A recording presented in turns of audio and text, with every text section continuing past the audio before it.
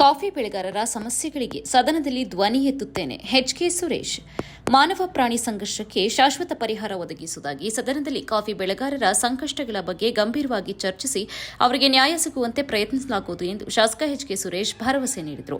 ಕರ್ನಾಟಕ ಬೆಳೆಗಾರರ ಒಕ್ಕೂಟ, ಹಾಸನ ಜಿಲ್ಲಾ ಪ್ಲಾಂಟರ್ಸ್ ಸಂಘ ಹಾಗೂ ತಾಲೂಕಿನ ಕಾಫಿ ಬೆಳೆಗಾರರ ಸಂಘದ ವತಿಯಿಂದ ಹಮ್ಮಿಕೊಂಡಿದ್ದ 25ನೇ ವರ್ಷದ ಬೆಳ್ಳಿ ಹಬ್ಬ ವಾರ್ಷಿಕ ಮಹಾಸಭೆ ಮತ್ತು ಕೃಷಿ ಹಾಗೂ ತೋಟಗಾರಿಕೆಯ ವಸ್ತು ಪ್ರದರ್ಶನ ಕಾರ್ಯಕ್ರಮದಲ್ಲಿ ಮಾತನಾಡಿದ ಕಾಫಿ ಬೆಳೆಗಾರರ ಸಂಕಷ್ಟಗಳನ್ನು ಕೇಂದ್ರ ಸರ್ಕಾರದ ಗಮನಕ್ಕೆ ತಂದು ಮನವಿ ಸಲ್ಲಿಸಲಾಗುವುದು ಎಂದು ತಿಳಿಸಿದರು.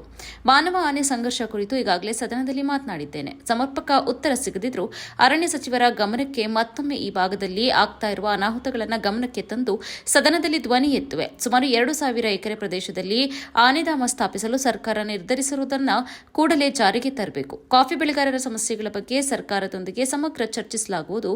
ಕಾಫಿ ನಮ್ಮ ಪ್ರದೇಶದಲ್ಲಿ ಅತ್ಯಂತ ಮಹತ್ವವಿದ್ದು ಅದರ ಪರಿಣಾಮವಾಗಿ ಅದರ ಪರವಾಗಿ ನಾನು ನಿಲ್ಲುವ ಕೆಲಸವನ್ನ ಮಾಡುತ್ತೇನೆ.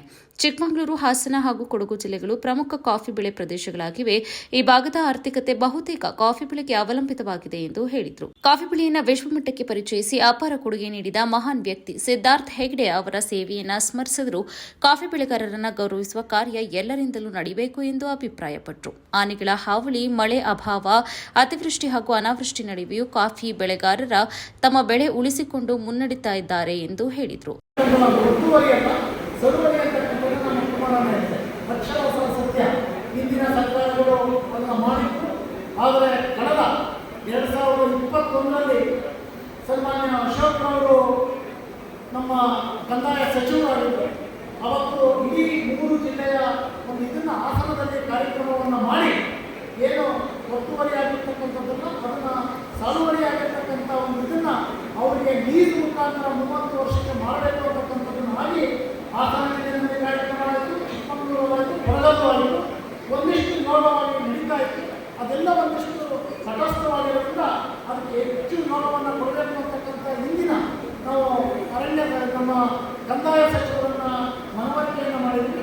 ಅವರು ಸಹ ಇದು ಪೂರಕವಾಗಿ ನನ್ನ ಕೆಲಸವನ್ನು ಮಾಡ್ತೀನಿ ಅಂತಕ್ಕಂಥದ್ದನ್ನು ಹೇಳಿದರೆ ಹೊರತು ಒಂದು ವಿಶೇಷವಾದಂಥ 3 ಜಿಲ್ಲೆಗಳು ಇಡೀ ದೇಶಕ್ಕೆ ಕಾಫಿಯನ್ನು ಪರಿಚಯಿಸತಕ್ಕಂಥ ಕಾಫಿಯಿಂದ ಇರ್ತಕ್ಕಂಥ ಟೆನ್ಷನ್ಗಳನ್ನು ಮುಕ್ತ ಆಗಲಿಕ್ಕೆ ಯಾವುದಾದ್ರೂ ಒಂದು ಮೆಡಿಸಿನ್ ಮೊದಲನೇ ಯಾವುದೋ ಮನೆ ಬಂದು ಅದು ಕಾಫಿ ಅಂತಕ್ಕಂಥದ್ದನ್ನು ನಾವು ಈ ಸಂದರ್ಭದಲ್ಲಿ ಅದು ಜೊತೆಯಲ್ಲೇ ನಮ್ಮ ಜಿಲ್ಲೆಯ ಕೊಟ್ಟ ಚಿಕ್ಕಮಗಳೂರು ಜಿಲ್ಲೆಯವರು ಇವತ್ತು ನಮ್ಮ ಜೊತೆಯಿಂದ ಸಿದ್ಧಾರ್ಥವರು ಇಡೀ ದೇಶಕ್ಕೆ, ಪ್ರಪಂಚಕ್ಕೆ ಕಾಫಿಯನ್ನು ಪರಿಚಯ ಮಾಡಿಸ್ತಕ್ಕಂಥ ಮಹಾನ್ ವ್ಯಕ್ತಿ ಅಂತಕ್ಕಂಥದ್ದನ್ನು ನಾನು ಈ ಸಂದರ್ಭದಲ್ಲಿ ಹೇಳಬೇಕಾಗಿದೆ. ಹಾಗಾಗಿ ಕಾಫಿ ಬೆಳೆಗಾರರ ಹಿಂದೆ ನಾವೆಲ್ಲ ವಯಸ್ಸಿನ ನಂತರ ವಿಧಾನ ಪರಿಷತ್ ಸದಸ್ಯರು ಹಾಗೂ ಕರ್ನಾಟಕ ಚಿತ್ರಕಲಾ ಪರಿಷತ್ ಅಧ್ಯಕ್ಷ ಬಿಎಲ್ ಶಂಕರ್ ಮಾತನಾಡಿ, ಮಾನವ ಪ್ರಾಣಿ ಸಂಘರ್ಷಕ್ಕೆ ಶಾಶ್ವತ ಪರಿಹಾರ ಅಗತ್ಯ. ಮಾನವ ಮತ್ತು ಕಾಡು ಪ್ರಾಣಿಗಳ ನಡುವಿನ ಸಂಘರ್ಷ ದಿನೇ ದಿನೇ ಹೆಚ್ಚುತ್ತಿದ್ದು, ಇದಕ್ಕೆ ಸಮತೋಲನ ಸಾಧಿಸುವ ರೀತಿಯಲ್ಲಿ ಸರ್ಕಾರ ಗಂಭೀರವಾಗಿ ಆಲೋಚಿಸಬೇಕು ಎಂದರು. ಪ್ರಕೃತಿ ಮತ್ತು ಪ್ರಗತಿಯ ನಡುವೆ ಸಮತೋಲನ ತಪ್ಪಿದಾಗ ಇಂತಹ ಸಂಘಟನೆಗಳು ಹೆಚ್ಚಾಗ್ತವೆ.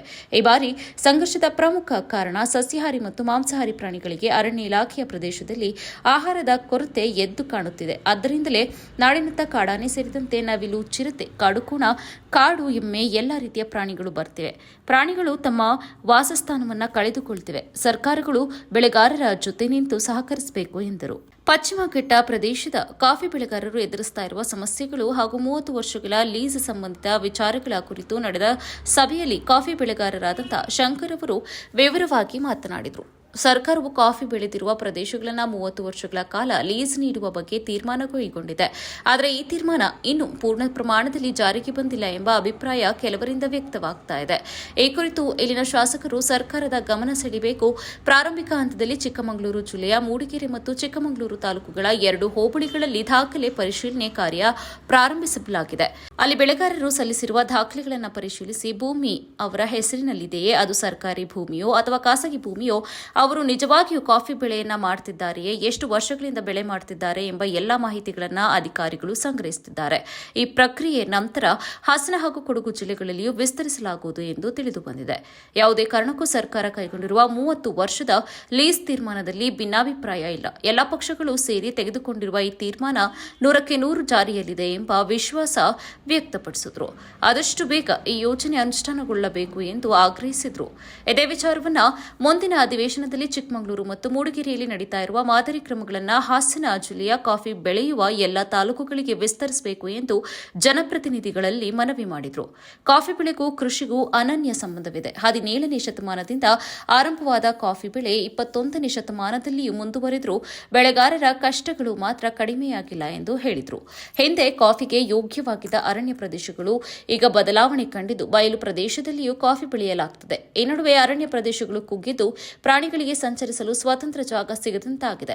ನಾಲೆಗಳು, ಅಣೆಕಟ್ಟುಗಳು, ರೈಲು ಮಾರ್ಗಗಳು ಸೇರಿದಂತೆ ವಿವಿಧ ಅಡೆತಡೆಗಳಿಂದ ಕಾಡು ಪ್ರಾಣಿಗಳು ಸಂಕಷ್ಟ ಅನುಭವಿಸುತ್ತಾ ಇವೆ. ಮಾಂಸಾಹಾರಿ ಪ್ರಾಣಿಗಳಿಗೆ ಆಹಾರ ಸಿಗುವ ಪ್ರದೇಶದಲ್ಲಿ ಅವು ನೆಲೆಸುತ್ತವೆ. ಸಸ್ಯಾಹಾರಿ ಪ್ರಾಣಿಗಳಿಗೆ ಆಹಾರ ಕೊರತೆ ಉಂಟಾದಾಗ ಅವು ಬೆಳೆ ಪ್ರದೇಶಗಳತ್ತ ಬರುತ್ತವೆ. ವಿಶೇಷವಾಗಿ ಆನೆಗಳಿಗೆ ಸಂಚರಿಸಲು ಸಮರ್ಪಕ ದಾರಿಗಳು ಇಲ್ಲದಿರುವುದು ದೊಡ್ಡ ಸಮಸ್ಯೆಯಾಗಿದೆ. ಸಕಲೇಶಪುರ, ಬೇಲೂರು ಹಾಗೂ ಚಿಕ್ಕಮಗಳೂರು ಭಾಗಗಳಲ್ಲಿ 106 ಕಿಲೋಮೀಟರ್ ವ್ಯಾಪ್ತಿಯಲ್ಲಿ ರೈಲ್ವೆ ಬ್ಯಾರಿಕೇಡ್ ಹಾಗೂ ಭದ್ರತಾ ವ್ಯವಸ್ಥೆ ಅಗತ್ಯವಿದೆ ಎಂದು ಅವರು ಸೂಚಿಸಿದರು. ಕೃಷಿನಲ್ಲಿ ಸಮಸ್ಯೆ ಇಲ್ಲ ಅಂದರೆ ಎಲ್ಲೂ ಕೂಡ ಸಮಸ್ಯೆ ಇರಲಿಕ್ಕೆ ಸಾಧ್ಯನೇ ಇಲ್ಲ. ಅದಕ್ಕೆ ಕಾರಣ ನಾವು ಪ್ರಕೃತಿಯನ್ನು ಅವಲಂಬನೆ ಮಾಡಿ ನಮ್ಮ ಚಟುವಟಿಕೆಗಳನ್ನು, ಬದುಕನ್ನು ಕಟ್ಕೊಂಡಿರ್ತಕ್ಕಂಥವ್ರು. ಅದು ಪ್ರಕೃತಿಯ ಬದಲಾವಣೆ ಯಾವ ರೀತಿ ಆಗ್ತಾ ಹೋಗ್ತದೋ ಅದೇ ರೀತಿ ನಮ್ಮ ಸಮಸ್ಯೆಗಳು, ಸವಾಲುಗಳು ಕೂಡ ಬದಲಾವಣೆ ಆಗ್ತಲೇ ಹೋಗ್ತವೆ. ಆದರೆ ಕಳೆದ ಒಂದು 17ನೇ ಶತಮಾನದಿಂದ ಕಾಫಿ ಬೆಳೆಗಾರರು ಭಾರತದಲ್ಲಿ ಪ್ರಾರಂಭ ಆಗಿದೆ. ಅಲ್ಲಿಂದ 21ನೇ ಶತಮಾನದಲ್ಲಿ ನಾವೆಲ್ಲ ಕೂಡ ಇದ್ದೀವಿ. ಇಲ್ಲಿವರೆಗೂ ಕೂಡ ಸರ್ಕಾರ, ಕೇಂದ್ರ ಸರ್ಕಾರ ಇರ್ಬೋದು, ರಾಜ್ಯ ಸರ್ಕಾರಗಳಿರ್ಬೋದು, ಅನೇಕ ಸಮಸ್ಯೆಗಳಿಗೆ ಪರಿಹಾರವನ್ನು ತಂದುಕೊಡುವಂಥ ಪ್ರಯತ್ನವನ್ನು ಮಾಡಿದ್ದಾರೆ.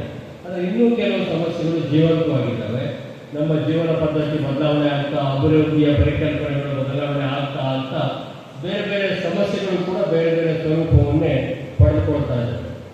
ಕಾರ್ಯಕ್ರಮದಲ್ಲಿ ವಿವಿಧ ಕ್ಷೇತ್ರದಲ್ಲಿ ಗಣನೀಯ ಸೇವೆ ಸಲ್ಲಿಸಿದವರನ್ನ ಸನ್ಮಾನಿಸಿ ಗೌರವಿಸಲಾಯಿತು. ಕಾಫಿ ಬೆಳೆಗಾರರು ಸಂಘದ ಕಾರ್ಯದರ್ಶಿ ಸಂಜಯ್ ಕೌರಿ ಸೇರಿದಂತೆ ಎಲ್ಲ ಪದಾಧಿಕಾರಿಗಳು ಹಾಜರಿದ್ದರು.